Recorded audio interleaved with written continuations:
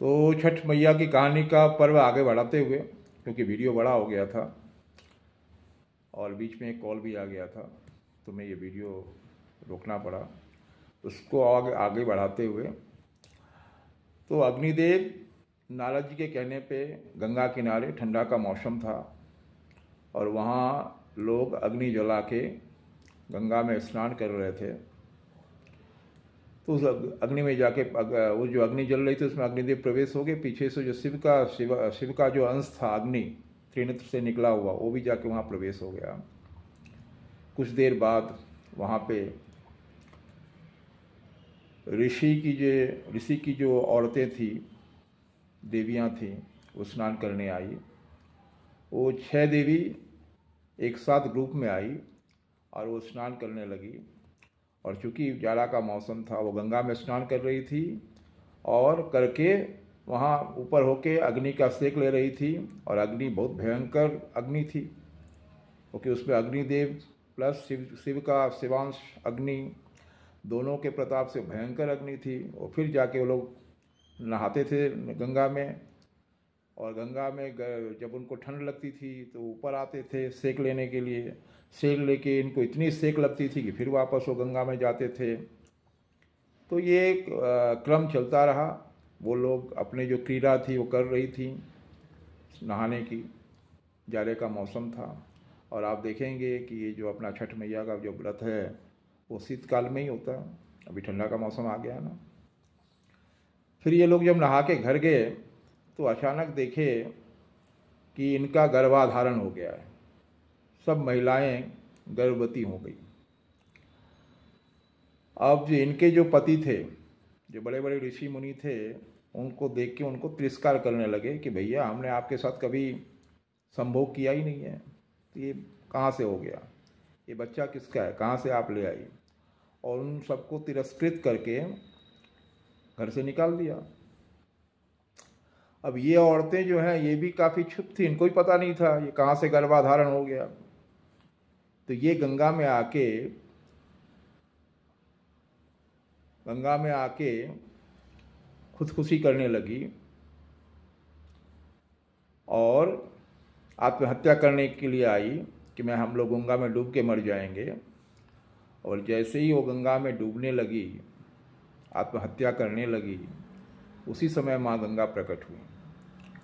और माँ गंगा प्रकट होके बोली कि हे देवियों, आप लोग पवित्र हैं, आपने कोई गलती नहीं किया है।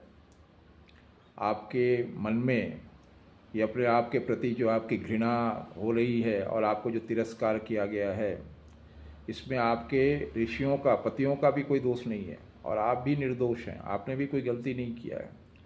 और माँ गंगा ने उनको सारी कहानियाँ बताई कैसे कैसे ये हुआ है।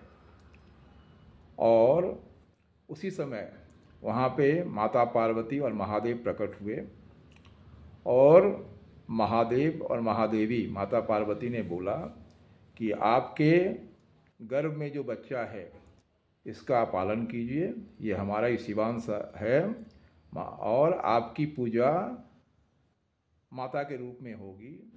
माता पार्वती के ही आपके अंश है, महादेव का ही आपका अंश है। तो आज से आप 6 माताओं की पूजा होगी। और उन्होंने उनको वरदान दिया कि आपका जो भी पूजा करेंगे, जो भी निसंतान पूजा करेंगे, उनको संतान होगा और प्रतापी संतान होगा। और उनको बोला गया कि आप इनको लेके नक्षत्र लोक में चले जाइए, आकाश गंगा, और वहाँ पे इनका पालन कीजिए।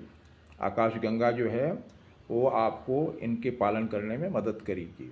और आने वाले दिन में गंगा, आकाश गंगा का भी पूजा होगा। अग्निदेव जो प्रत्यक्ष रूप अग्नि के जो सोर्स है, स्रोत है धरती पर, वो एक सूर्यदेव है। तो बोला अभी से इस पूजा में सूर्यदेव की उपासना होगी, जो महादेव के अग्नि स्वरूप हैं, और माता गंगा की पूजा होगी और आप लोगों की पूजा होगी। और आपका पूजा महादेवी पार्वती और महादेव का पूजा माना जाएगा और कार्तिक के महीने में होगा। और आप देखेंगे कि ये जो महिलाएं ऊपर ये देवियां जो ऊपर लेके गई आकाश लोक में, नक्षत्र लोक में, तो वहाँ सबके घर से 6 संतान, 6 बच्चे पैदा हुए और वो आपस में जुड़ गए।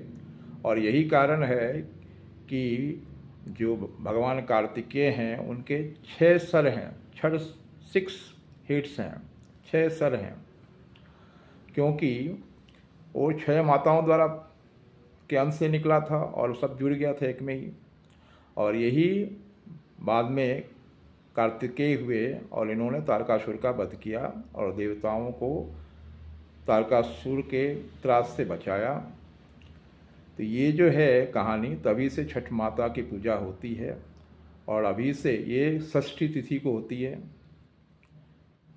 षष्ठी माने 6 होता है, 6 तिथि को होती है, षष्ठी तिथि को होती है। और वैसे भी हर घर में छठ मैया का पूजा होता है, जहाँ भी बच्चा जन्म लेता है 6वें दिन छठियार होता है, छठ मैया का पूजा होता है वहाँ पे। तो ये जो पूजा है छठ मैया का, वो हर घर में होता है, बच्चा के उत्पन्न होने से होता है। लेकिन विस्तृत रूप से छठ मैया का जो पूजा होता है वो शीतकाल में कार्तिक महीने में षष्ठी तिथि को होता है। तो ये थी छठ मैया की कहानी। और आप लोग पूरे श्रद्धा से छठ मैया की पूजा मनाइए। और इनको वरदान मिला हुआ है कि कोई भी निसंतान इस पूजा को करेंगे तो उनके घर संतान पैदा होगा और प्रतापी संतान होगा। और ये व्रत जो है गंगा घाट में, बिहार और पूर्वांचल में शुरू हुआ और अभी तो ये पूरे विश्व में फैल गया है, क्योंकि गंगा किनारे ही ये घटना घटी थी। तो ये आदिकाल से शिव महापुराण में इसका वर्णन है। धन्यवाद। जय छठी मैया।